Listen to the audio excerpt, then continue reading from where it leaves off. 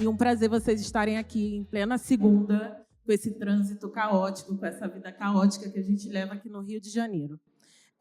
Antes de iniciar a mesa, eu queria falar, né?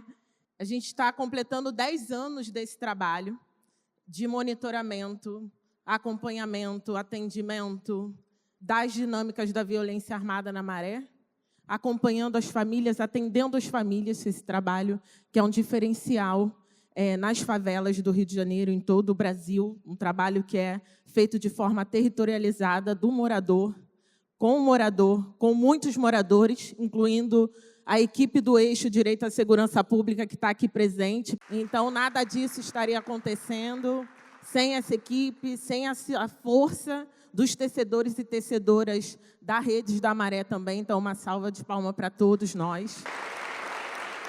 E um dado muito importante que a gente vai debater aqui, né, falar da relação de todas essas instituições com o trabalho da Redes da Maré e como essas instituições, o trabalho de vocês, colaboram com a produção de dados, com a construção de políticas públicas. Então, a gente está falando aqui da academia, da sociedade civil, um lugar que o Estado deveria estar, né, ocupando, fazendo, construindo, mas a gente não tem essa possibilidade ainda.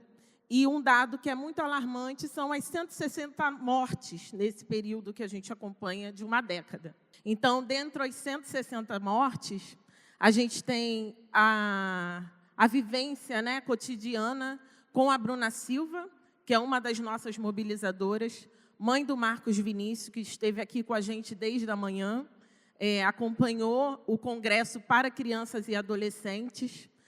Marcos Vinícius, esse ano, salvo engano, estaria completando 22 anos e poderia ser um jovem acompanhando essa agenda, né? Então, ele passou por todos os processos, passando por todos os processos de construção de um jovem negro numa favela que poderia ter uma ampliação do seu campo de possibilidades se não fosse a violência de Estado. Marcos Vinícius foi assassinado pelos agentes de segurança da Polícia Civil, né, a CORE, em 2018, e Bruna espera 8 anos que a justiça seja feita. Bruna espera 8 anos acesso ao inquérito da morte do seu filho. Bruna espera 8 anos o contato com o promotor natural do caso, que deveria acompanhar o caso do seu filho. Bruna espera 8 anos a reparação do Estado. Então, a gente está aqui, Marcos Vinícius está sentado aqui com a gente, a camisa fica aqui, que foi algo que a gente combinou com Bruna mais cedo. Então, não vou dar um minuto de silêncio, vou pedir uma salva de palmas pela memória do Marcos Vinícius e pela luta de Bruna, que significa a luta de tantas outras famílias aqui na Maré. E como somos incansáveis, né? A sociedade civil são pessoas incansáveis. As mães de vítimas compõem a sociedade civil, os familiares de vítima compõem a sociedade civil, e é por isso que a gente vai dar continuidade a esse trabalho e tantas outras experiências. Então, a gente vai trocar um pouco aqui hoje, com esses ilustres convidados, desse lugar, né? Muita gente aqui trabalha e estuda o campo da segurança pública, muitos moradores e tecedores, mas poucos têm conhecimento dessa relação de todas as instituições com o trabalho que a Redes da Maré vem desenvolvendo há 10 anos. E como esse trabalho contribui também, né, com esse campo, e como esse campo também pode colaborar com o nosso trabalho. Então, o terceiro Congresso Internacional vem permitir que haja uma troca, né, com todas as organizações, os especialistas, os moradores, os familiares, para que a gente continue a construir esse trabalho, inovar, propor, criar.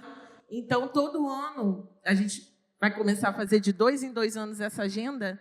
A ideia é que a gente saia de 2 em 2 anos com mais energia, com mais gás, para inovar o trabalho que a gente constrói aqui, com muita vontade e esperançar. Então, a primeira pergunta, né, que é uma pergunta-chave para todos, e aí, a partir dela, trazer também o lugar que as organizações estão construindo, é como essa relação de parceria e reconhecimento entre a sua organização e a Redes da Maré vem sendo construída, e quais os pontos, né, de interlocução e também os pontos de inflexão que nos permitem também mostrar que esse campo é diverso, não é homogêneo, mas dentro de tanta diferença a gente consegue construir algo que é inovador. Então, estava vendo uma palestra outro dia falando a sociedade civil produz o que o Estado é incapaz, o que o Estado omite.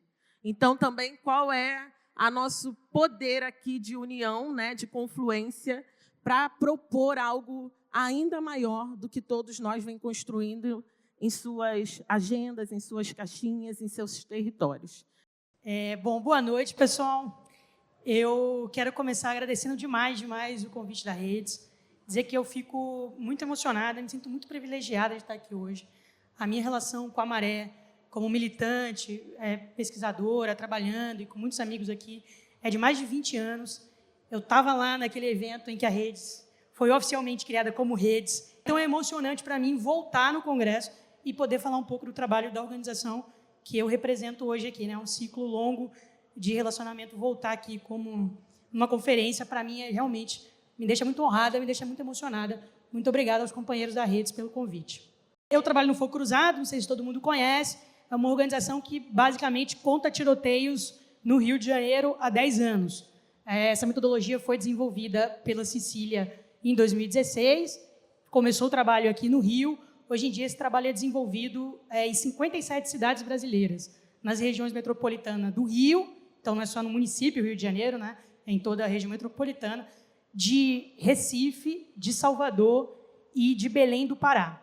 Então, o Fogo Cruzado hoje cobre municípios que somam mais ou menos 22 milhões de brasileiros, né, onde vivem mais ou menos 22 milhões de brasileiros, fazendo a mesma ação em todos os lugares. A partir da contagem de tiroteios, né, da unidade de tiroteio, a gente passa a produzir uma série de outros dados, enfim, sobre tiroteios em ações policiais, crianças baleadas, vítimas de balas perdidas, enfim, uma série de informações. Não é difícil perceber o quanto esse trabalho se aproxima do trabalho da Redes. A Redes faz algo muito similar ao que a gente faz, só que muito territorializado, localizado no território Maré. Então, nosso trabalho tem muita convergência, tanto do ponto de vista da produção da informação, quanto do que a gente tenta fazer depois com essa informação. Incidência, mobilização, as duas organizações se encontram pra caramba nesse trabalho que se pretende ser um trabalho de geração cidadã de dados. E aqui eu preciso abrir um parênteses, para além de falar da minha organização, falar da rede GCD, que é uma rede, uma articulação nacional hoje, de organizações que se organizam, que estão mobilizadas, melhor dizendo, né, a organização que se organiza é muito ruim, que estão mobilizadas em torno dessa prática, que é a centralidade da produção colaborativa de dados, né? A ideia é de que, como a gente pega essa experiência dos territórios, das pessoas que vivem múltiplas condições, não só violência, a gente trabalha com violência, mas na rede tem muita gente que trabalha com outros tipos de informação, como que transforma essa experiência em dado, né? E o que é o dado? O dado é essa coisa poderosa que tem a possibilidade de mobilizar políticas públicas, de justificar a atuação do Estado, mas de também unir a sociedade em torno de uma demanda. A rede GCD, como eu disse, está em todo o Brasil, mas ela hoje tem um grupo operativo que está aqui no Rio. Eu sei que tem gente da rede aqui. Vou falar o nome das organizações para ser justa. Além da gente, tem o Data Lab, o Instituto Marielle Franco, o Dicionário de Favelas, o Observatório de Favelas e a Casa Fluminense e o Instituto Decodifica. Eu queria falar de uma coisa que eu acredito muito, que é o poder dos dados. Quando tem uma operação policial, com muita frequência, o resultado dessa operação pode ser uma chacina policial, que é quando a polícia mata 3 ou mais pessoas. E é muito comum que, junto com a informação dessas pessoas que foram mortas, a polícia imediatamente alimente o debate público, através da imprensa, com a suposta ficha corrida dessas pessoas. Então, sai lá a informação, 12 pessoas morreram, 9 ou os 12 tinham passagem pela polícia. Esse número, 9 tinham passagem pela polícia, é um dado. É um dado que a polícia decide com muita frequência divulgar, e é um dado que, com muita frequência, o jornalismo escolhe dar. A perspectiva do nosso trabalho ali é como é que a gente alimenta esse debate público com muitos outros dados, para além desses dados que, usualmente, a polícia e o Estado tanto se dedicam a oferecer para o debate público. E esses outros dados que podem surgir, dificilmente virão do Estado, porque o Estado não vai produzir prova contra ele mesmo. É difícil produzir justiça quando a gente tem a informação e o Estado ele tem uma capacidade muito grande de se defender. Então, é preciso que a gente tenha outros mecanismos para a produção dessa informação. A gente acredita veementemente que há muito poder na produção dessa informação. Os exemplos são vários, eu poderia dar vários exemplos aqui da Redes, todo mundo que acompanha o trabalho da Redes sabe a importância do trabalho de incidência e acolhimento das famílias e da produção do boletim de segurança, dos dados das operações. Quer dizer, numa operação, você tem muita outra informação que é relevante. Quantos domicílios foram invadidos? Bom, agora tem a modernidade das câmeras. Quantas pessoas foram roubadas durante a operação pela polícia? Esse é um dado super relevante. Todo dia agora, depois da chacina da Penha de outubro, pinga um vídeo de câmera no RJ2 com um policial roubando alguma coisa. Alguém tem um número de quantos domicílios a gente já soube que foram roubados naquela operação? Entende? A informação isolada, picotada, ela parece que ela é casual, é um caso isolado. Aquele policial entrou naquele domicílio e roubou aquele celular, que é o último caso que eu acompanhei no final da semana passada. Não é verdade. Isso acontece sistematicamente. Em toda a operação, muitos domicílios são invadidos e muitas pessoas são roubadas. Que número é esse? Então, se a gente não conseguir produzir novas informações, a gente não consegue mostrar que não se trata de casos isolados. E se a gente não mostrar que não se trata de casos isolados, fica mais difícil a luta por políticas públicas, que é um pouco, eu sei, a motivação aqui dessa mesa. E eu acho também, não tenho certeza, que hoje, no mundo que a gente vive, eu vou usar uma palavra muito batida aqui, mas eu acho que é a palavra do momento, os dados são fundamentais também para a gente disputar as narrativas do nosso tempo. Quem acompanhou cada caso dos últimos 20 anos de uma criança vítima da violência institucional aqui no Rio de Janeiro, sabe como contar essas histórias, caso a caso, contabilizar, lembrar que esse ano são 10, ano passado foram 14, nós já estamos no 5º desse mês. Se essa história não for contada desse jeito, eles, de fato, continuariam aparecendo como casos isolados. Então, tem um mérito muito grande da sociedade civil do Rio, que se organizou ao longo dos últimos anos, em torno, especialmente, do tema das crianças vítimas da polícia. Estou falando isso aqui agora por conta da homenagem aqui ao Marcos Vinícius. Gosto sempre, ultimamente, de contar que... Sempre a gente conta a história do Marcos Vinícius, claro, a gente conta a história da violência brutal da qual ele foi vítima, vestido com a camisa da escola. Mas o Marcos era um menino que queria ser MC quando crescesse, torcedor do Flamengo. Então, é disso que a gente está falando, dos sonhos que são interrompidos, dos desejos, da alegria do menino que era torcedor do Flamengo. Sempre que eu conto essa história com o meu companheiro Diogo, que a gente trabalha junto, a gente sempre fala sobre isso. O Marcos Vinícius não teve a oportunidade de ver o time dele ser campeão da Libertadores. É disso que a gente está falando quando a gente está falando desses dados, não só de mais um número. Com isso eu termino. Muito obrigada. Boa noite a todas e todos. É uma alegria estar aqui. Queria cumprimentar a mesa ilustre, inclusive. A Tainá começou com uma provocação, e eu fiquei pensando que talvez o que una todos nós, e o trabalho de todas as nossas organizações, é a produção de dados que não são produzidos pelo Estado, isso é óbvio, mas por falta de interesse e com uma perspectiva de querer dar visibilidade para situações que são invisíveis. Então, quando o Fogo Cruzado contabiliza os tiroteios, não é simplesmente para dizer quantos tiroteios tem na cidade, mas para chamar a atenção para esse problema de segurança pública que o Estado quer esconder. Quando a Redes da Maré conta quantas escolas ficam sem aula aqui na Maré, é para chamar a atenção para esse problema que o Estado não quer dar conta, não quer que as pessoas conheçam essa realidade. Então, acho que o nosso trabalho dá muita relevância para o que o Estado não quer que as pessoas vejam, e que é a realidade de todos nós, é a realidade dos moradores de favela, é a realidade de vocês aqui na Maré, cotidianamente. No SESEC, a gente tem uma pesquisa que eu coordeno, junto com a equipe, que chama Drogas Quanto Custa Proibir. Né? E a gente agora está falando muito de guerra, né? De guerra no Irã, Estados Unidos, Israel, Ucrânia, são essas guerras que o mundo todo está preocupado, mas a gente deixa de olhar, e o Estado deixa de olhar, para essa guerra cotidiana que acontece nas favelas, na periferia, em nome de uma escolha política, né? Em nome de um projeto que é a guerra às drogas, que é a proibição das drogas. Então, a gente tem um projeto grande aí, de mais de 5 anos, para calcular esses impactos, não só sociais, que são os mais importantes, né? Quantas pessoas a polícia mata, mas os impactos econômicos dessa guerra. Essa guerra tem um custo, e é um custo muito alto, pago pela sociedade, mas pago, sobretudo, pela população negra, pela juventude negra, que paga com a vida, né, nesses confrontos. Mas vou citar 2 dados rapidamente para ouvir meus colegas aqui da mesa também. Né? Um é esse, é o impacto econômico da guerra. Essa guerra tem um custo e custa muito caro para a sociedade. Né? A gente conseguiu medir para 6 estados do Brasil e o Distrito Federal quanto que custa para implementar a lei de drogas. Então, uma pessoa pega com droga, o policial apreende, leva para a delegacia, isso vira um inquérito, que vira um processo, a pessoa é presa. Isso tudo tem um custo para o Estado. Né? A gente conseguiu medir exatamente esse custo em 2023, para 6 estados brasileiros, mais de 7 bilhões de reais foram gastos em nome dessa guerra.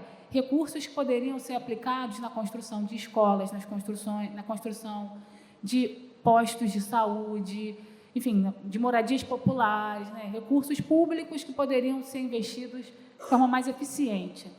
É disso que a gente está falando. Né? Então, o Estado brasileiro tem uma escolha, que é investir nessa política de morte, ao invés de investir em saúde, educação, né? Ao invés de garantir, uma campanha da Redes de muito tempo, de garantir os 200 dias letivos. Isso é um direito. Todas as crianças deveriam ter os seus 200 dias letivos garantidos. Aqui na Maré, em outras favelas do Rio de Janeiro, a gente não vê esse direito sendo cumprido. Então, as crianças não podem estudar, não podem ir para a escola, não podem ir para o posto de saúde. Se a gente não tivesse uma política pública de segurança que é baseada no confronto armado, né? Se a gente tivesse uma política baseada na prevenção, baseada na inteligência, de repente, essas crianças poderiam estar na escola, poderiam estar tendo aula. Né? Então, a gente chama a atenção para esse dinheiro que é gasto, para tentar sensibilizar uma parte da sociedade que, infelizmente, não está preocupada com as vidas nas favelas, né? Não está preocupada com o que a polícia faz, está preocupada com dinheiro. Então, a gente tentou essa estratégia de disputar a narrativa, né, como a Mariana falou aqui, disputar a narrativa dessas pessoas que se preocupam com dinheiro, com a Faria Lima, né, estou vendo aqui a Samira, de São Paulo, né, a gente está tentando disputar também os empresários da Faria Lima, dizer, olha, a gente está gastando todo ano no mínimo 7 bilhões de reais em nome de uma guerra que é falida, em nome de uma guerra que não funciona. Né, as drogas, as pessoas continuam consumindo, continuam comprando e vendendo, enfim, e é uma política que só provoca mais mortes, né?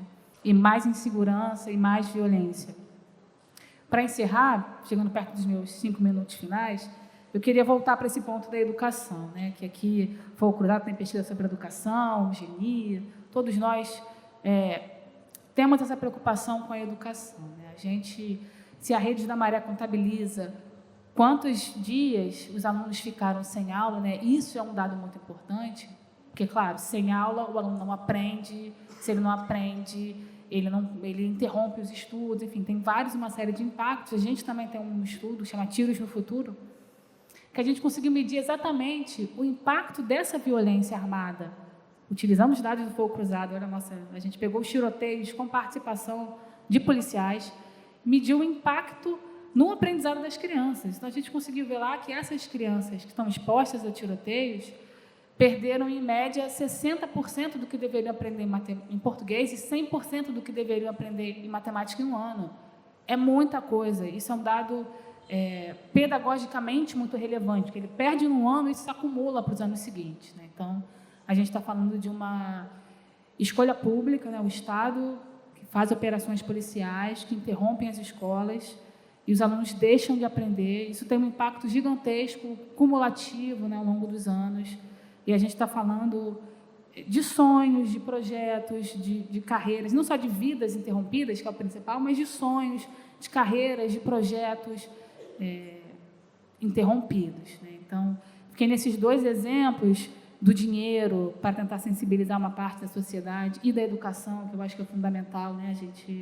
Tudo começa pela educação. Então, a gente tem que, enfim, se juntar para garantir, primeiro, um direito, né? Esse direito fundamental à educação. Então, essa campanha dos 200 anos letivos é muito importante. Depois, mecanismos de reposição dessas aulas para garantir que as crianças da Maré e de outras favelas do Rio de Janeiro tenham as mesmas oportunidades, tenham os mesmos projetos que as outras crianças do Brasil todo. Então, queria mais uma vez cumprimentar a Redes da Maré por estar fazendo esse debate aqui também, e não em outro espaço, porque a discussão tem que começar aqui, né? Daqui que vai sair a solução, né, para esse problema da segurança pública e para todos os outros. Então, que seja um debate produtivo, não só hoje, mas os outros 2 dias de muito debate e discussão para a gente mudar a segurança pública no Rio de Janeiro. Obrigada. Importante, né, trazer todas essas pesquisas, o impacto na educação, na saúde, que o SESEC também tem diversas cartilhas, né, falando do impacto, inclusive, financeiro na vida do histórico, né, no percurso de uma família, de uma criança que deixa de assistir aula hoje. Então, na Maré, por exemplo, uma criança que deveria estar ali cumprindo os 14 anos, né, do ensino fundamental, chegando ao ensino médio, uma criança da Maré já perde 2 anos dessa largada. Então, hoje, as políticas públicas vão falar um pouco de recomposição, aula online, compra um livro ali, faz algum tipo de estratégia coletiva, e a partir desse debate dos 200 dias letivos, que é o que a gente conseguiu incidir, né, a partir de todo esse trabalho também que vem sendo feito pelas outras organizações, é que a gente comece a falar de uma política que repare, né, de reparação. Então, a gente não está falando mais de complementação. A gente precisa construir políticas efetivas que façam a reparação, que deveria ser histórica, né, para todas essas populações. Porque quando a gente capilariza todas essas experiências para outros territórios de favela e periferia, a gente vê que é um impacto muito maior do que a gente imagina na vida das populações. Então, muito obrigada por relembrar. Então, eu quero começar dizendo que, na opinião do projeto, enfim, do InfoCitizen, que é que a gente representa, né, me parece que o trabalho que é feito aqui na Maré, ele não é apenas a produção de dados ou sobre a produção de dados, mas ele é também, ao mesmo tempo, a produção de novas formas de ação política, né, novas formas de existir politicamente. E eu quero dizer também que isso não é um fenômeno isolado, né? Quer dizer, a gente vê aqui, faz parte de uma transformação mais ampla, né, no Brasil, mas também em outros lugares do mundo, justamente sobre as questões de quem pode produzir evidências e com que autoridade elas são negociadas e produzidas hoje em dia. Então, é um pouco nesse sentido que o projeto, o InfoCitizen, ele vem justamente pensando em cima dessa pergunta norteadora, né? Quer dizer, o que acontece quando pessoas, movimentos, territórios passam justamente a produzir os seus próprios dados, né? E com isso também a disputar o monopólio do Estado, né, sobre a produção de evidências. Então a gente olha para essa questão fundante a partir de diferentes contextos. Eu queria trazer um pouco desses elementos comparativos também que eu acho que podem ser interessantes aqui. Então, não só no Brasil, quer dizer, o Brasil é um eixo fundamental, né? A gente está pensando sobre novas formas de produzir dados a partir das favelas, mas também novas formas de envolver, por exemplo, povos indígenas e quilombolas na produção do censo populacional. Mas o nosso projeto também olha para o caso português, por exemplo, né? Onde há uma série de debates também sobre a possibilidade de se produzir dados étnico-raciais. É um país onde isso não havia esse precedente. E também em outros espaços onde populações historicamente invisibilizadas começaram justamente a disputar como que elas são contadas, né? E por quem. Então, a parceria com a Redes, ela emerge justamente nesse contexto, quer dizer, ela não começa como uma relação tradicional de pesquisa, né?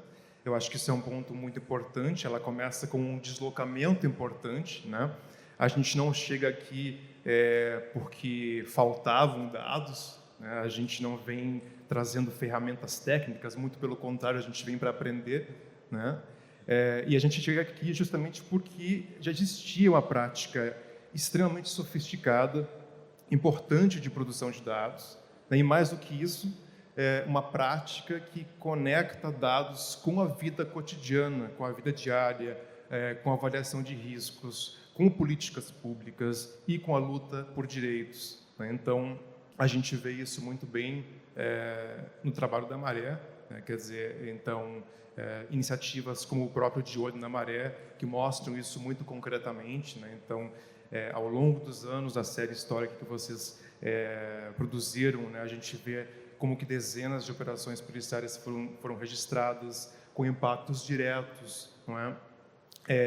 Como, por exemplo, fechamento de escolas, a interrupção de serviços, invasões domiciliares, e como que isso gera efeitos desproporcionais sobre grupos específicos, né? Especialmente jovens, negros e mulheres. Mas o mais importante não é só o número em si, né? Parece, mas é o fato de que esses dados também são produzidos a partir do e no próprio território, né? Justamente para disputar espaço com a narrativa oficial, a narrativa do Estado.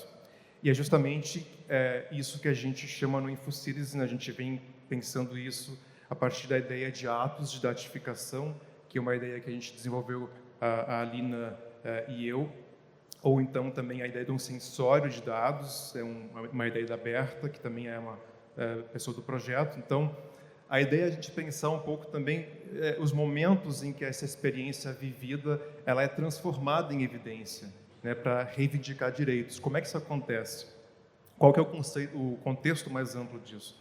Né, que é justamente essa ideia de que a gente precisa entender como que esses dados são produzidos, essa multidimensionalidade, a gente entender também qual que é o poder desses dados, por onde eles podem circular e assim por diante. Eu queria dizer, então, também que é justamente a partir dessa experiência da Maré, mas também de outros contextos, que eu queria destacar, talvez, muito brevemente, alguns pontos que eu acho que são importantes para a gente entender o que está em jogo hoje em dia.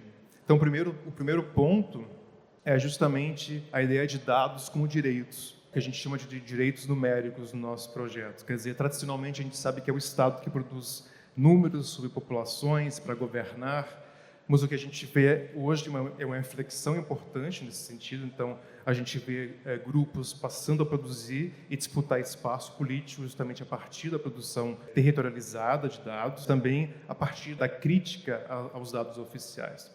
Um segundo ponto é que os dados eles não são apenas os números que a gente vê, os números finais que a gente circula, eles são, claro, muito importantes para a gente criar e disputar esse espaço. Mas os dados são fundamentalmente também, na sua origem, práticas sociais, né? Então, quando a gente olha para a Maré, isso fica muito evidente, de novo, né? Que cada dado, cada número, ele envolve decisões importantes sobre o que a gente conta, como que a gente negocia esse próprio ato de registrar a evidência, como é que a gente faz uma avaliação de risco nesse contexto, e muitas vezes também implica uma relação direta da pessoa que está coletando dados com medo, com violência, quer dizer, são riscos reais, concretos. Então, exemplos muito claros, de novo, no trabalho de vocês, quer dizer, o que conta como uma invasão domiciliar? O que conta como violência? Não é? Quando que a gente registra algo e quando que isso pode, por exemplo, colocar alguém em risco e assim por diante? Então, são questões éticas muito presentes também no trabalho de vocês, que vocês lidam muito bem. E o terceiro ponto, acho que é um dos mais, é justamente esse último ponto, que é um dos mais delicados, que é esse paradoxo da visibilidade. Quer dizer, hoje, em muitos contextos, a gente sabe que ser visível publicamente é uma condição para a gente ter acesso a direitos, mas, ao mesmo tempo, essa visibilidade traz novos riscos também. Isso é um ponto muito importante, de novo, aparece com muita força no trabalho de vocês também. Quer dizer, registrar uma violação, ela pode gerar reconhecimento por um lado, mas ela também pode expor pessoas e ameaças e pode aumentar vulnerabilidades. Esse é um ponto importante também que eu queria destacar. E só para concluir, então, Eu acho que esses 3 elementos eles mostram um pouco de por que esse congresso ele é tão importante, né? Porque ele afirma justamente 3 coisas fundamentais. Primeiro, que o território produz evidências legítimas, não apenas dados, mas formas de conhecimento situadas. Segundo ponto, de que a segurança pública é disputa por verdade, por reparação, que é um ponto que você levantou que é muito importante, né? E que essa disputa passa também por quem define o que conta como evidência. E o terceiro ponto, de que os dados eles não são apenas instrumentos de poder, são instrumentos de poder democrático quando eles são apropriados coletivamente, quando essa apropriação é de fato substantiva, real e não apenas simbólica. Então, eu termino retomando uma ideia que aparece tanto na nossa pesquisa quanto na prática da Redes. Quer dizer, durante muito tempo, o poder estatal, o poder hegemônico, produziu números que serviam basicamente para governar territórios. E hoje é o território que produz números para disputar a própria forma de governar. Talvez o ponto mais importante é esse, né? Quer dizer, não são apenas produção de dados, mas a transformação das relações de poder que definem o que conta como dado, como é que esse dado é apresentado, como que ele é representado, como que ele é colocado para circular e como que ele pode produzir, em última instância, novas sensibilidades para mudar como as políticas públicas são feitas e são governadas. Obrigado. É um prazer, é uma honra estar participando aqui de novo desse Congresso Internacional. Parabenizar toda a equipe da Rede da Maré, principalmente a Tainá. E, enfim, eu me sinto muito honrada de estar ocupando esse espaço aqui, dessa mesa de abertura, num evento de uma organização que eu tanto admiro e há tantos anos, e que não só que se destaca por ser um importante centro de produção de conhecimento, mas também um importante centro de desenvolvimento de metodologias inovadoras para a produção desse conhecimento e também para a intervenção no território, para a proposição de políticas públicas. Eu admiro bastante o trabalho da Rede da Maré, tanto nas metodologias desenvolvidas para realizar coleta de dados, mas também para intervir nas situações de operação policial, em toda a trajetória de produção de censo aqui, de produção de dados censitários aqui na Maré, e de tantas outras formas de intervenção na educação, de mensurar impactos na saúde mental dos moradores da Maré, impactos da violência armada, ou seja, há uma grande dimensão de fenômenos que a Rede da Maré está sempre produzindo, não apenas dados, né, mas metodologias sensíveis às especificidades desses fenômenos. E como, né, colocado na provocação da Tainá, de falar um pouco como que as nossas organizações se cruzam e se atravessam com a Rede da Maré. A Rede da Maré foi uma grande inspiração para o surgimento do GENI. Eu acho que eu já contei essa história no congresso passado, mas eu vou contar de novo, porque as pessoas esquecem e as pessoas mudam. Mas o GENI, antes de virarmos pesquisadores que produzem dados quantitativos, tanto eu quanto o Daniel Irata, que fundou o GENI junto comigo, éramos etnógrafos, pesquisadores qualitativos. O Fórum Brasileiro de Segurança Pública já produzia dados e estava nesse trabalho de padronizar as estatísticas oficiais para tornar elas passíveis de comparação e tal, e a gente valorizava muito esse trabalho dos dados, mas não éramos pesquisadores quantitativos. E, no entanto, os dados, eles são referentes muito importantes para o debate público. É muito difícil conseguir pautar uma discussão pública, propor política pública sem se basear em dados. Os números, eles têm essa aparência de neutralidade, de objetividade. A gente sabe muito bem que não são neutros objetivos, os números são sempre construídos, porque eles respondem a perguntas que são feitas a partir de determinadas preocupações, e que o Estado vai quantificar aquilo que interessa ao Estado quantificar, e muitas vezes, por isso, a importância, né, dessas organizações da sociedade civil estarem sempre produzindo seus próprios dados e também de tantos institutos de pesquisa estarem controlando a qualidade dos dados oficiais que são produzidos, né? Então, na história, né, de surgimento do GENI, nossa primeira pesquisa, ela partia de algumas inquietações que vinham da nossa experiência de pesquisa qualitativa, ainda lá atrás, antes da intervenção federal de 2018, quando a gente começou a observar uma série de operações que eram realizadas para recuperação de carga, vinculada a questões relacionadas ao roubo de carga, e na época isso era concomitante a um aumento da letalidade policial.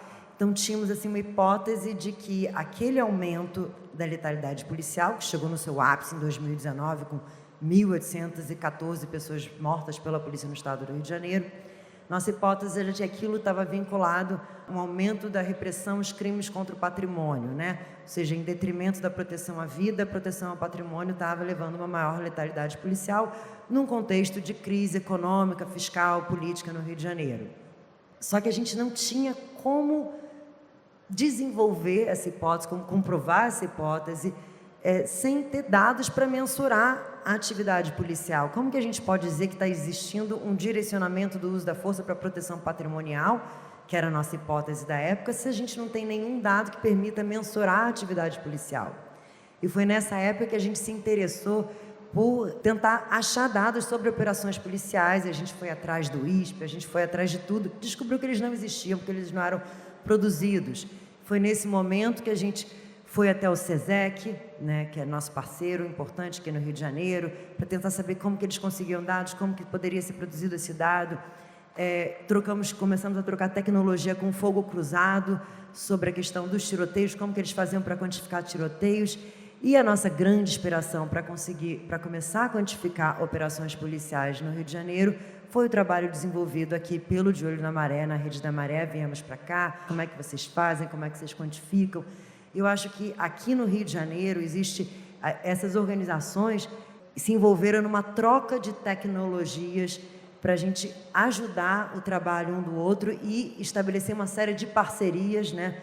Especialmente SESEC, Fogo Cruzado, Rede da Maré, são nossos parceiros em tantos projetos, né? E foi a partir desse momento que passamos a construir a base de dados sobre operações policiais, muito inspirado pelo trabalho dos nossos parceiros, e essa base passou a ser utilizada para elaborar uma série de relatórios no âmbito da DPF 635, que passaram a fundamentar algumas decisões, e nesse contexto a gente passou a produzir um mapa histórico dos grupos armados em parceria com o Fogo Cruzado, e depois a estabelecer outras parcerias, né, também com a Rede da Maré, com a questão de produção de evidências em casos de violência de Estado, em parceria com essas organizações, né, que estão engajadas em produzir dados alternativos às estatísticas oficiais, embora a gente sim utilize as estatísticas oficiais, e desenvolver metodologias que sejam sensíveis à experiência da população, a como que a população vivencia os fenômenos, porque muitas vezes eles não são considerados em dados que estão se baseando, por exemplo, no caso da segurança pública, se baseando em registros de ocorrência criminal. Então, esse trabalho que hoje desenvolvemos em diversas frentes foi, em grande medida, inspirado por aquilo que a Rede da Maré estava mostrando que era importante quantificar, que essa parceria ela tem colaborado para a produção de um acúmulo de conhecimento sobre o fenômeno da violência do Rio de Janeiro. Eu acho que, a partir dessas trocas que a gente vem estabelecendo, a gente tem conseguido balizar e estabelecer, por meio dos números, alguns referentes para fundamentar, pelo menos, as nossas tentativas de intervenção nas políticas públicas, de intervenção por meio, enfim, de acionamento da justiça para intervir no caso do Rio de Janeiro e tentar, de alguma forma, proteger a população, principalmente a população pobre, de maioria negra, moradora de favela, que é a mais impactada pela violência armada aqui no Rio de Janeiro. E, enfim, tudo que a gente puder continuar fazendo e colaborando com os nossos parceiros para produzir dados de qualidade que orientem melhor esse debate e ajudem a promover maior segurança e paz para a população, a gente vai continuar fazendo. Fiquei pensando aqui, Tainá, nessa provocação que você fez inicial, dos encontros das nossas organizações, né, quando isso acontece. E eu acho que, no meu caso, no caso do Fórum Brasileiro de Segurança Pública, pensando institucionalmente, antes da minha chegada e antes da sua chegada aqui, que foi Elizabeth Leeds com Eliana, lá atrás, então a fundadora do Fórum, a idealizadora do Fórum Brasileiro de Segurança Pública, é uma americana chamada Elizabeth Leeds, que trabalhou muitos anos na Fundação Ford. Ela é uma apaixonada pelo Brasil, ela conheceu o marido dela no Brasil, ela veio para cá ainda adolescente, voltou para os Estados Unidos, depois voltou a morar aqui, hoje aposentada, voltou a morar nos Estados Unidos, e é uma pessoa que sempre se incomodou muito com a questão da violência policial, e que se preocupava muito com o tema da reforma das polícias. E foi muito motivada por isso, e por um grupo de uma série de pessoas com quem ela convivia, que de algum modo já militavam nessa agenda, inclusive, Julita, Silvia, que estão na nossa ata de fundação e tudo mais. Ela reuniu um grupo de pessoas que estavam ali muito mobilizadas no tema, para criar uma organização que fosse capaz de reunir diferentes atores, uma organização que fosse nacional e que produzisse dados e evidências sobre crime e violência. E aí a gente parte do pressuposto básico de que a gente não discute política pública sem a gente saber qual que é a dimensão do problema. Se a gente quer intervir numa realidade, resolver um problema, seja ela seja de segurança pública, de saúde, de qualquer área, a gente precisa saber exatamente um diagnóstico. E é muito curioso isso, porque há 20 anos, se a gente precisasse saber quantos assassinatos aconteciam no Brasil, a gente precisava recorrer aos dados da saúde, porque a gente não tinha um lugar em que a gente olhasse, a partir dos registros policiais, quantos homicídios aconteciam ou quantas mortes por intervenção policial. Então, isso dependia da produção de dados de cada uma das unidades da federação. No caso do Rio de Janeiro, desde dos anos 90, já tinha uma tradição de produção de alguns indicadores, um tanto quanto limitados, mas ainda existiam alguns. São Paulo, que é o meu estado, também tinha alguns, mas a gente não tinha esse dado em âmbito nacional. E então, em 2006, a gente começa a produzir essas informações, coletar esses dados junto aos estados. Em 2012, a gente, graças à Lei de Acesso à Informação, a gente passa a produzir os dados das mortes por intervenção policial. Então, violência policial era um tema que nos mobilizava, que nos incomodava, mas ficava sempre fora do cômputo, porque na maior parte dos estados isso não é homicídio, não é assim contado, então vira uma estatística à parte, e a gente passa a produzir isso em âmbito nacional, e ao longo dos anos a gente começa a qualificar essas informações para tentar entender um pouco. Não basta dizer quantas pessoas morreram, mas quem que morre, A gente sabe que essas mortes, elas têm CEP, elas têm cor, elas têm gênero. Então, a gente foi qualificando para tentar entender melhor as especificidades desses casos e para apontar, eu acho que tem alguns temas que a gente vai levantando ao longo dos anos e que vão reforçando os nossos encontros, Não é exagero dizer que o Fórum Brasileiro de Segurança Pública utiliza dados, relatórios e informações de todas as organizações que estão aqui no palco. Então, quando a gente está escrevendo os nossos relatórios, quando a gente está coletando as nossas informações e produzindo reflexão, a gente está dialogando com todas as organizações do campo, e eu acho que é isso que é mais bonito e que acaba não nos conectando apenas com a Redes, mas com todo mundo aqui. É que o trabalho de um subsidia o trabalho do outro. Então, o dado que um não consegue produzir, o outro é capaz de produzir. Em grande medida porque o Estado brasileiro é omisso nessa produção. Então, assim, se a gente pensasse hoje, e acho que esse é um tema que a gente, aqui internamente, a gente debate muito, a dificuldade de financiamento das organizações da sociedade civil organizada, especialmente com esse contexto nos Estados Unidos. Muitas das fundações são americanas, com Trump, fechamento da democracia lá, o financiamento para a gente se torna muito mais desafiador. Mas o fato é que, se essas organizações que estão aqui no palco, do dia para a noite, deixassem de existir, nós teríamos um apagão. Como é que a gente faria o debate sobre segurança pública no Brasil? A gente dependeria dos dados produzidos pelo Estado brasileiro? A verdade é que os poucos dados produzidos pelo Estado brasileiro ao longo desse percurso são dados que primeiro foram produzidos pela sociedade civil, e aí, pressionados por essa omissão, o Estado passou a produzir. Mas a gente sabe que isso também, do mesmo jeito que produz o Ministério da Justiça, ali, em diferentes momentos da história, foi lá, começou a colocar dados num painel estatístico, e muda ministro, de repente apaga, não tem mais dado, não tem atualização, muda a metodologia, né, uma opacidade, ninguém entende muito bem o que está sendo produzido. E eu vejo os nossos trabalhos assim muito complementares, Tainá, porque o fórum está sempre olhando nessa chave macro, né? A gente não tem capacidade de olhar para territórios específicos. O que a gente faz é tentar lançar, né, dar visibilidade para fenômenos que estão invisibilizados, né? Então, a gente fez isso com a questão da violência policial em 2012, a partir de 2015, com dados de violência doméstica, feminicídios e todos os outros dados de violência doméstica, a partir de 2017, com os dados de desaparecimentos, que são dados que são muito complementares, né? Quando começa a crescer muito o número de pessoas desaparecidas, a gente já começa a perceber que aquela queda dos homicídios não é exatamente uma queda sistemática dos homicídios. Isso pode estar ocultado, invisibilizado por outros fenômenos, como os desaparecimentos. Na verdade, você não encontrou o corpo, né? Mas essas pessoas tiveram suas vidas ceifadas. Então, eu entendo muito os nossos trabalhos, de todo mundo aqui, como um mosaico. Acho que está todo mundo aqui colocando pecinhas, diferentes pecinhas nesse cenário e montando um mosaico para a gente fazer um debate sobre segurança pública que seja pautado nos dados e que a gente não fique, né, refém ou dependente do Estado para a gente saber informações básicas. E eu fiquei até pensando, enquanto eu ouvi os colegas antes de mim, se em outras áreas isso acontece nessa intensidade, né? Porque assim, na educação, com todos os problemas, a gente tem ali INEP, a gente tem dados sistematizados por unidade escolar, isso aqui. Na saúde, igualmente. Mas como segurança pública é muito dependente do trabalho da sociedade civil. E aí eu acho que, enfim, eu fico muito impactada quando eu vejo, né, os dados do GENI sobre a quantidade de operações e como elas não têm uma distribuição homogênea no território, né? Como o Estado opta por fazer operações em determinadas comunidades que são comandadas por determinados grupos armados. Não é qualquer grupo que o Estado está preocupado em comandar.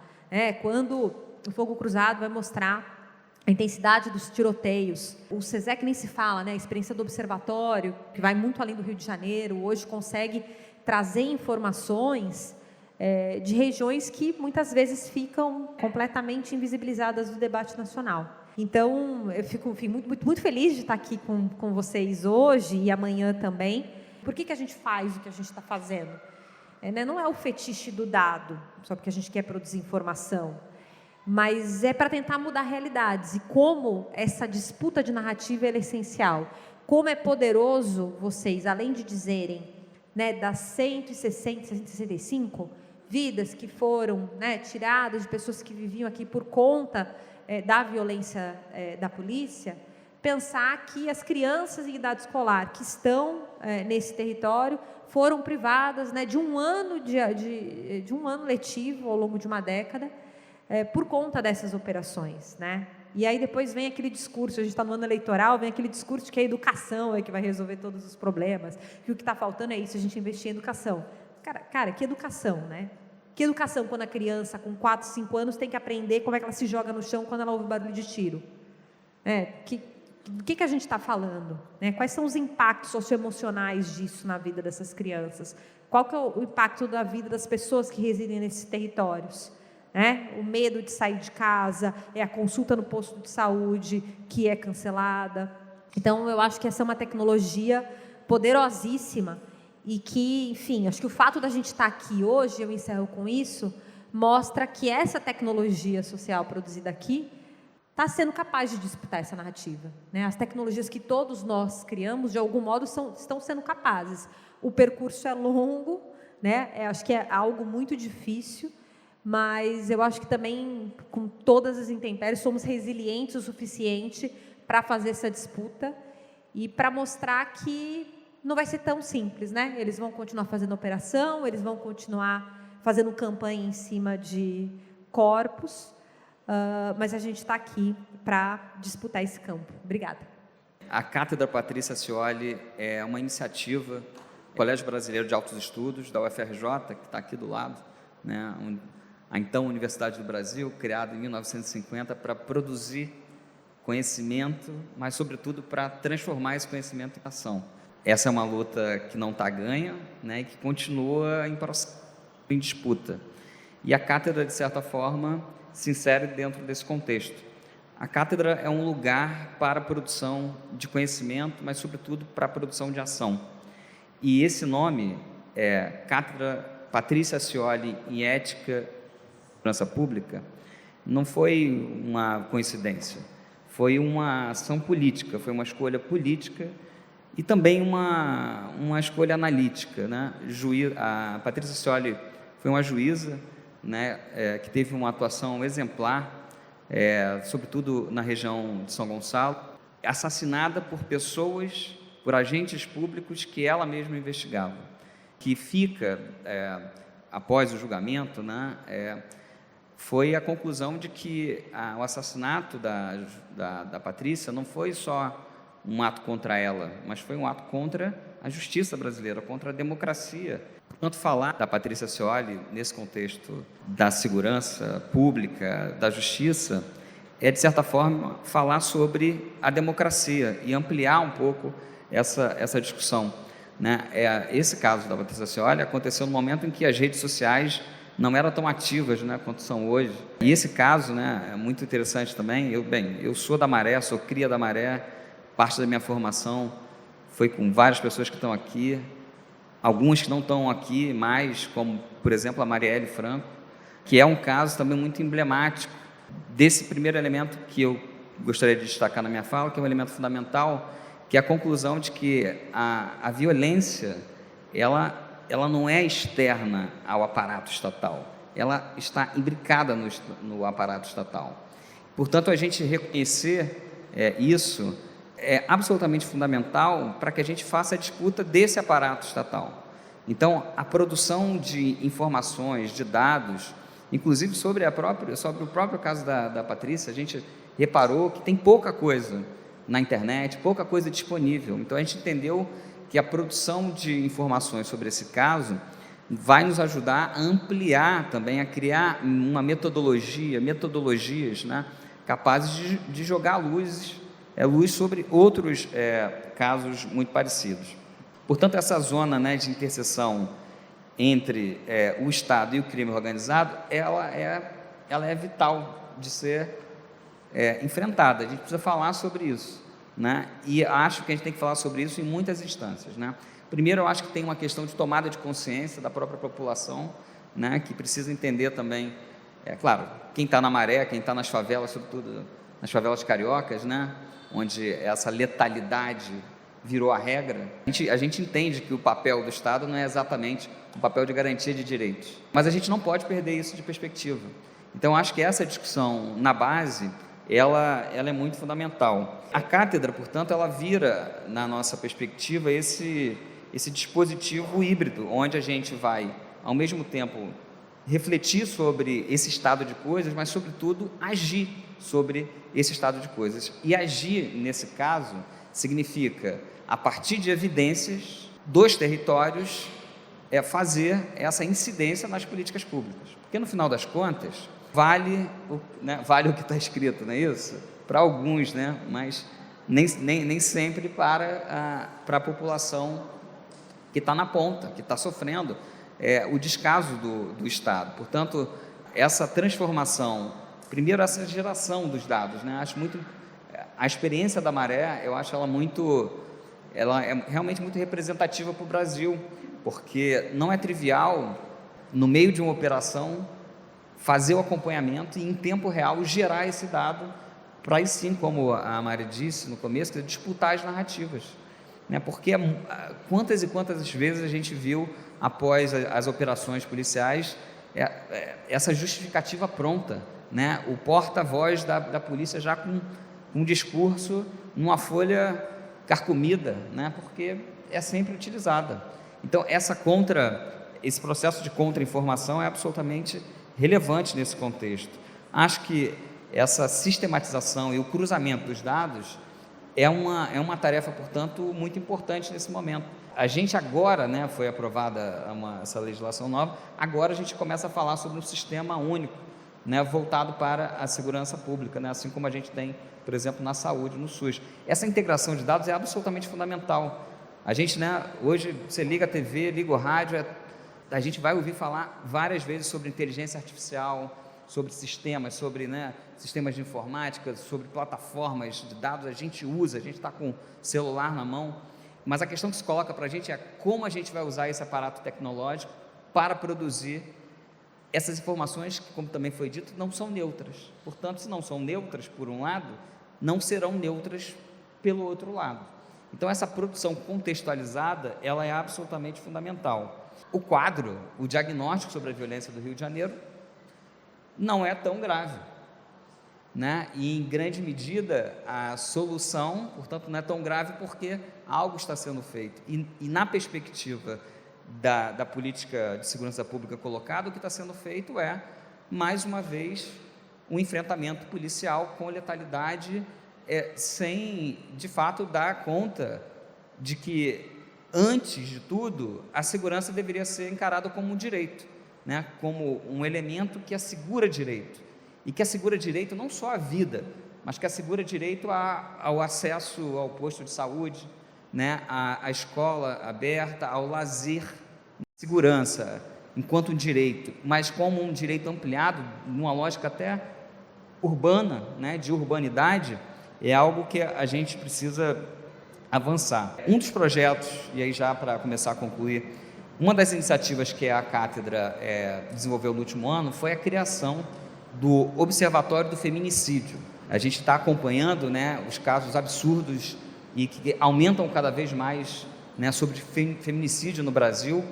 Então, uma das iniciativas da Cátedra foi jogar à luz, e esse projeto é um projeto feito em parceria com a Secretaria de Estado da Mulher, lançar a luz sobre esse problema. E aí, a partir da integração de dados que já existem. Então, antes até de produzir novos dados, a gente percebeu que simplesmente integrando informações, né, na verdade, integrando dados para gerar informações e disponibilizando, difundindo essas informações, que essa incidência em termos de política pública já poderia ser feita. Então, essa está sendo uma iniciativa muito, muito interessante, porque ela nos ajuda a sair apenas da questão do diagnóstico, porque muitas vezes a gente fica... É claro que ter um boletim é importante, porque é a partir do boletim que a gente vê a fotografia, né? E às vezes, quando tem uma série histórica que nos permite contar essa história. Mas mais do que isso, a gente precisa sair do diagnóstico e ir para a ação.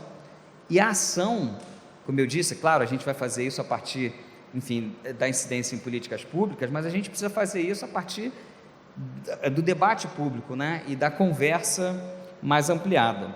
Essa experiência, portanto, do Observatório do Feminicídio aponta de novo, também para uma metodologia, né? Uma metodologia de integração popular, uma metodologia de incidência no território a partir dos problemas que são percebidos como problemas pelo próprio território. Então, eu acho que também essa perspectiva de fazer a discussão de baixo para cima, né? Quer dizer, a partir dos locais e a partir dos problemas dos locais, traz para a gente também uma outra perspectiva sobre o desafio da geração dos dados e das informações, né? A gente precisa produzir informações e dados sobre o que importa agora para quem está na ponta sofrendo com essas perspectivas. Portanto, acho que a gente vai ter uma oportunidade incrível de, ao longo desses dias, né, discutir esse assunto de forma mais ampliada, sobretudo o direito à justiça, o direito à segurança pública,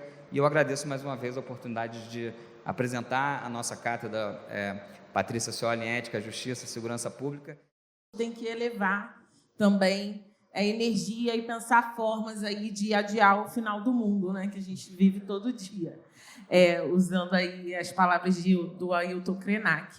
A gente está vivendo um ano muito específico e a gente correu contra o tempo para entregar o Congresso antes das grandes ebulições que tem nesse 2026, para o bem e para o mal, né? E vocês trouxeram, a partir dos dados, elementos que nos faz pensar formas de incidir nessa democracia, para fazer com que ela melhore, né? Todo ano, com as eleições, a gente acaba olhando nesse lugar, né? Vai mais para trás ou vai mais para frente, a gente nunca fica sempre numa corda bamba. Dentre as perguntas norteadoras, Uma delas era como transformar a produção, né, cidadã de dados, essa produção de conhecimento, em protocolo e políticas eficazes.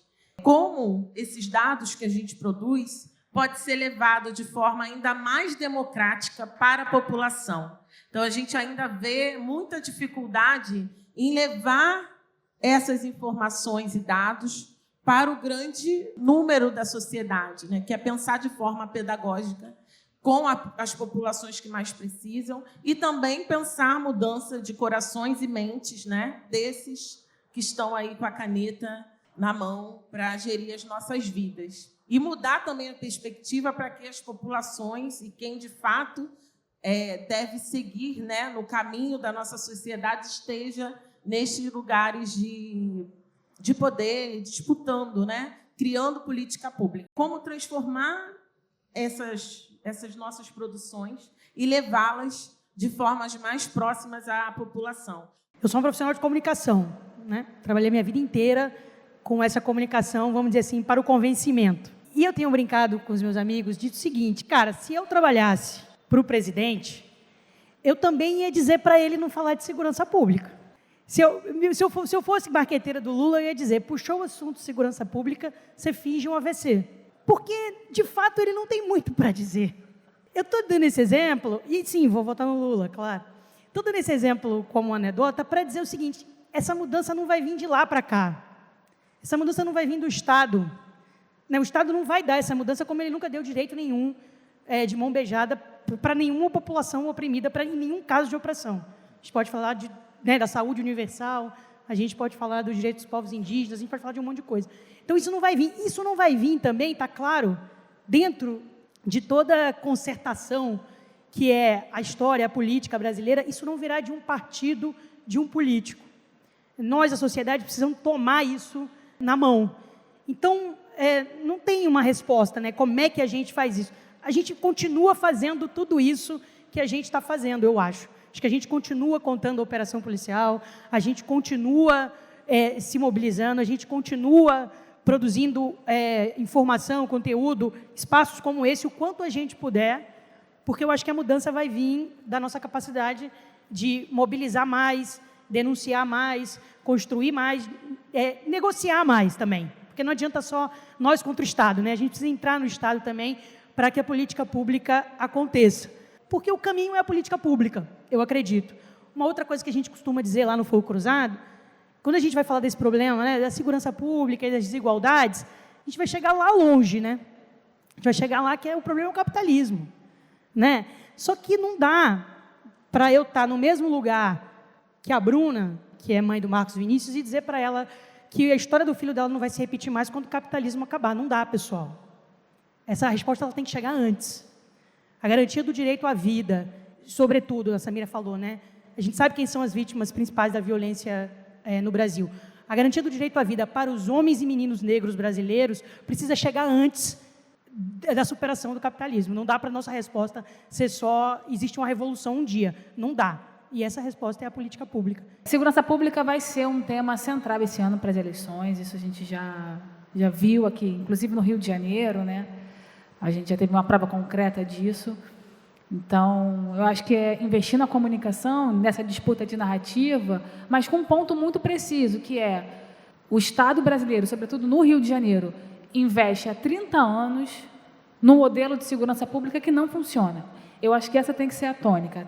30 anos faz operação, 30 anos entra na favela para matar, e isso não tem funcionado, isso não tem dado os resultados concretos, resultados esperados. Tem sim atingido um outro resultado oculto, que é o extermínio da população negra, né? Mas se a gente for pegar no resultado que eles dizem, que é diminuir a violência e combater as desigualdades sociais, isso não tem dado certo, né? Ou coibir o tráfico de drogas, reduzir o consumo de drogas, isso também não tem funcionado. Então, eu acho que a gente tem que ter uma comunicação clara também, uma linguagem clara e acessível para dizer que esse modelo que é repetido, a exaustão, não tem funcionado.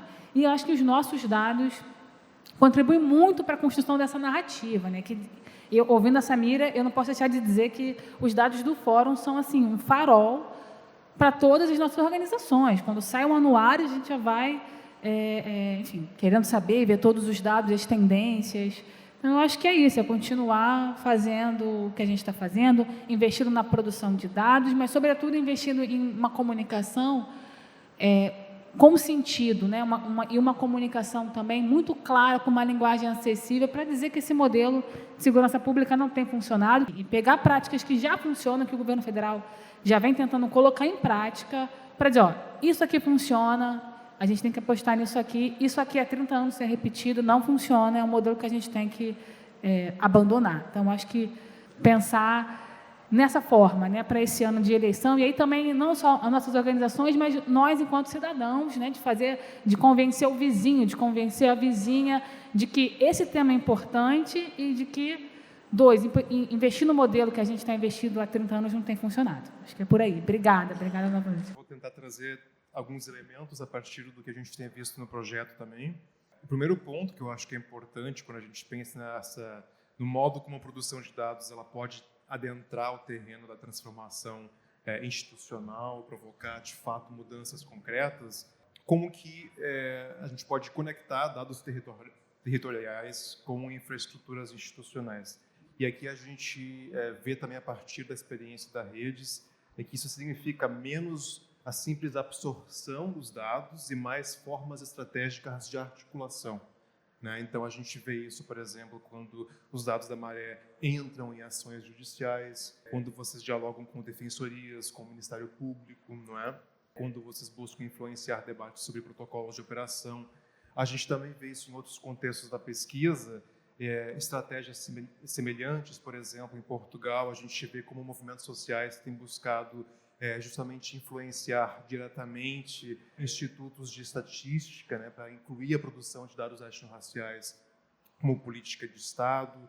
A gente também vê em outros contextos, como no Quênia, por exemplo, onde ONGs e outros coletivos também buscam criar pontes estratégicas com governos locais, justamente para produzir uma integração estratégica de dados, né? Então, me parece que esse primeiro ponto tem a ver com essa transformação e de como que ela exige interfaces institucionais. E aí, de novo, eu vou citar um membro do nosso time, o Guilherme, que vem chamando isso de trajetórias de institucionalização de dados. Como é que a gente pode pensar esse caminho do dado, da ponta da produção até a outra ponta, onde passa a fazer efeitos dentro de esferas oficiais. O segundo ponto, eu acho que é importante ressaltar também, a partir do trabalho de vocês, como inspiração, que é o trabalho de tradução. Quer dizer, os dados territoriais eles são ricos, mas eles nem sempre circulam facilmente, tão facilmente quanto o dado oficial. Então, como é que a gente transforma dados que têm a ver com os sujeitos, com pessoas, com histórias de vida, em indicadores, em números, em relatórios, né?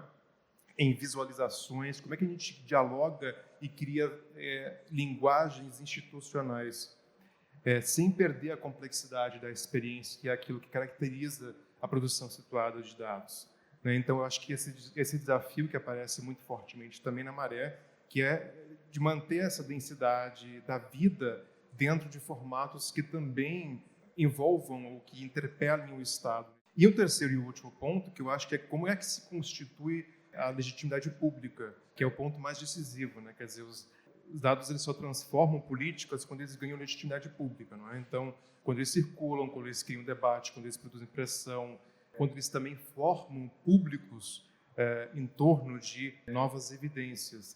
Então, esse é um outro ponto que a gente também no projeto vem enfatizando bastante, que é como é que a gente produz esses novos públicos em torno dos dados. Não é só uma questão de como que as pessoas recebem a informação que é produzida, mas também como que elas podem participar no processo mesmo, na produção, na interpretação, no uso dessas informações, desses dados como ferramentas.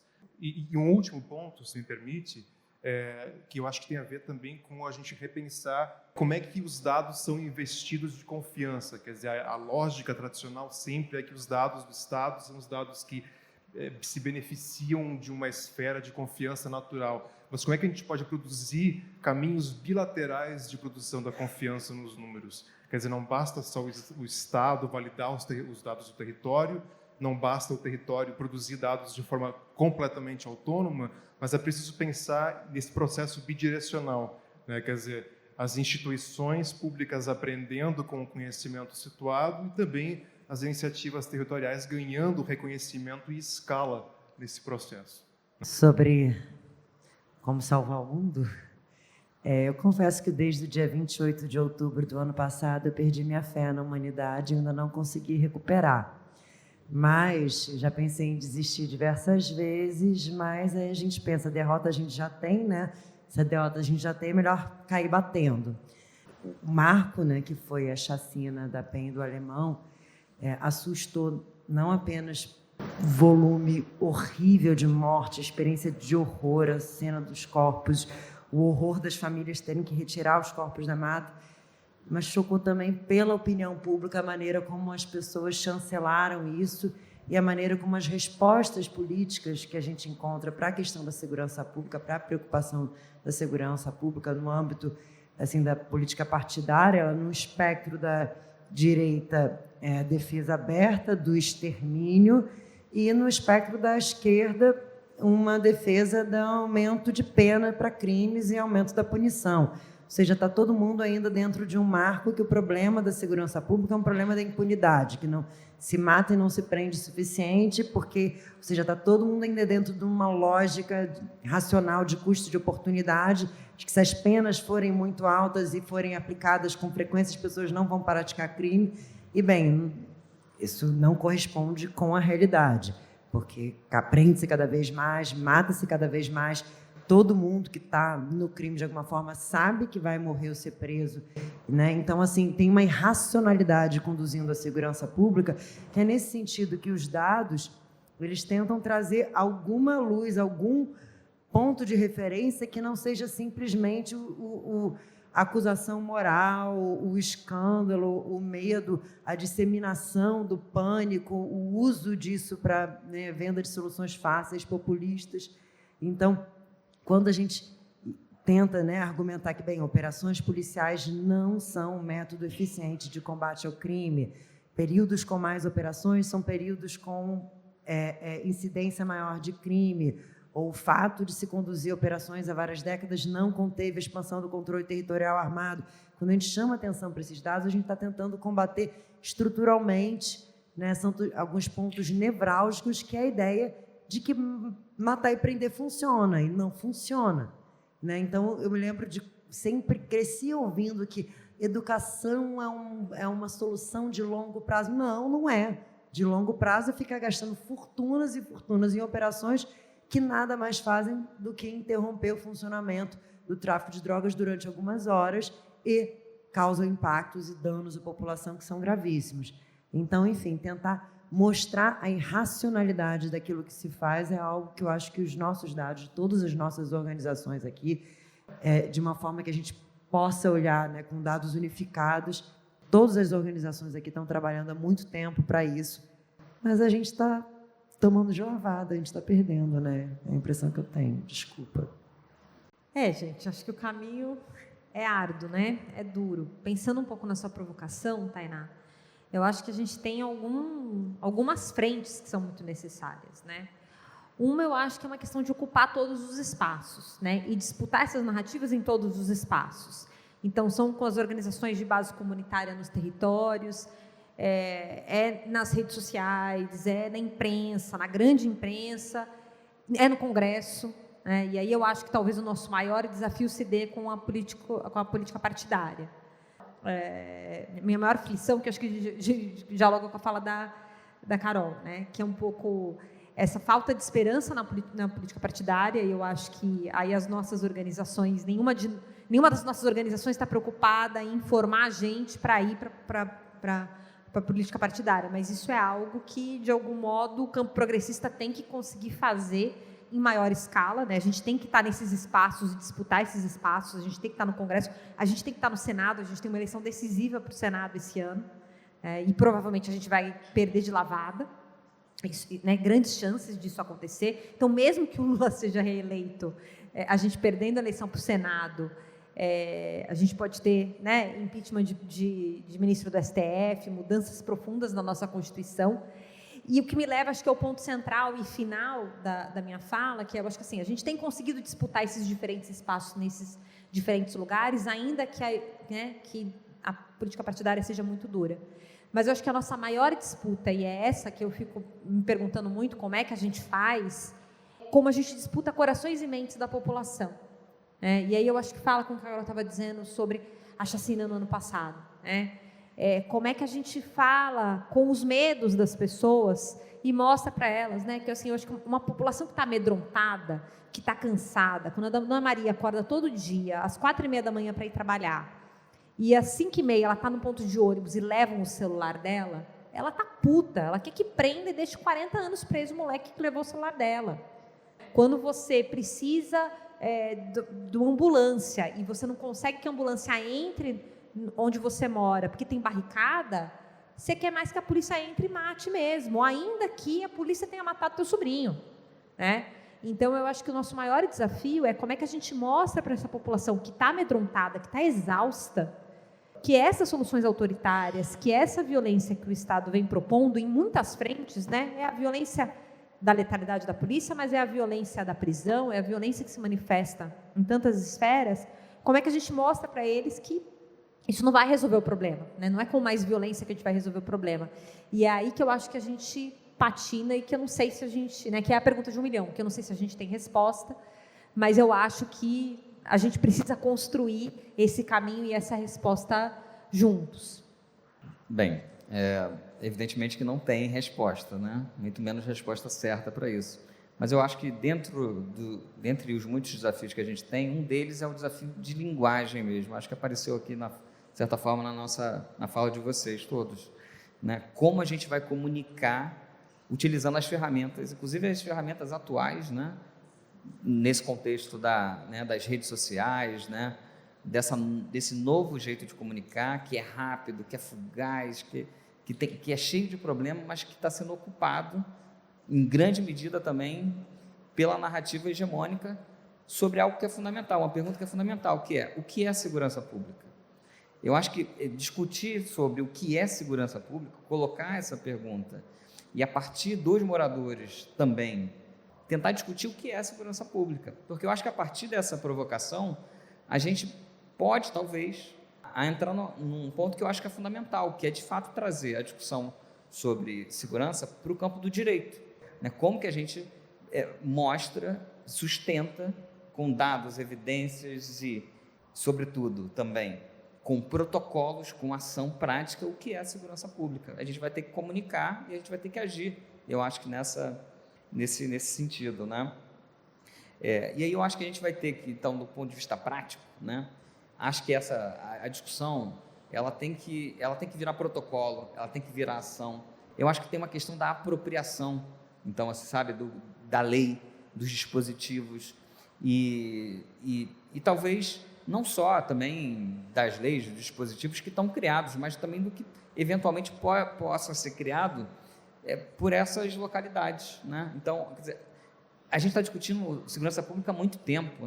O que tem de novo exatamente dentro do campo? Então, acho que a gente tem que trazer realmente a população. Então, como que a gente traz para quem sofre, para quem produz, de modo que a gente mude isso? Então, quem vai definir o que é segurança pública? Acho que se a gente começar a discutir isso com quem sofre os efeitos da insegurança pública, talvez a gente comece a se aproximar aí quer dizer, deixar o céu não cair tão rápido, Tainá? É isso. Então, agradecer vocês por estarem aqui, trocando com a gente, trazendo insights. Acho que as respostas vão também se confluindo no decorrer desses dias e nos encontros e nas potências que nós vamos criando para dar conta desse ano de 2026. A gente já vem caindo um pouco. Acho que Carol traz uma lembrança, que é muito dura. A gente não teve um final de ano agradável no sentido de pensar possibilidades num ano, que foi julgada a DPF 635, e a gente pensou, ela não atendendo todos os anseios da população que mais precisa e que é mais atingida pelo impacto da violência armada. E a gente tem um golpe enorme do Estado mostrando que, mesmo com todas as normativas, eles fazem o que querem com a vida dessas pessoas, da população negra e da população periférica e favelada.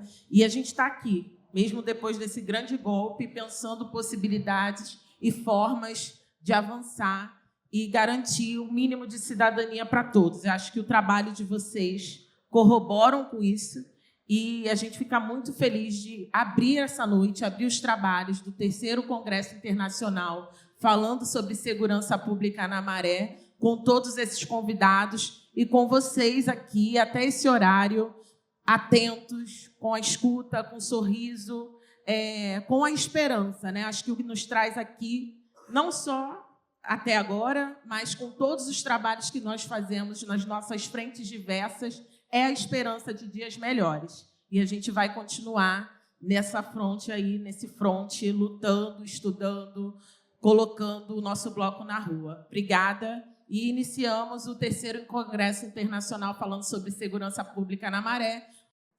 O crime não está só na sua cidade, eu vejo ele de verdade, bem de perto a realidade, seja nos becos ou na laje. Eu estou com fé. Eu sei como é que é. Os vermes até sabem quem é, mas dispara a sua ira num qualquer que ele quiser. Isso aí tem na sua cidade? Eu vejo o crime de verdade. Mosquito tem câmera e vem filmando as nossas lajes. Eu ando torto, não só por ser malandragem. Essa foi a minha psicomotricidade. Os becos estreitos me moldaram a cada vez que eu passo nele. A geografia do meu bairro, se quer que eu possa chamá-lo assim, me fez andar desse modo, que eu sei que te incomoda, assim como o meu cabelo, que já até foi pichain. Você sabe o que é acordar ouvir o som da hélice? O silêncio que fica após a guerra te faz ouvir as cigarras. No outro dia ensolarado, as lembranças do finado, prevalece a saudade do mano assassinado, que nem estava armado. Nesse caso, o dia estava nublado, o guarda-chuva do seu lado e o corpo estava estirado. Para variar, era um ser melaninado.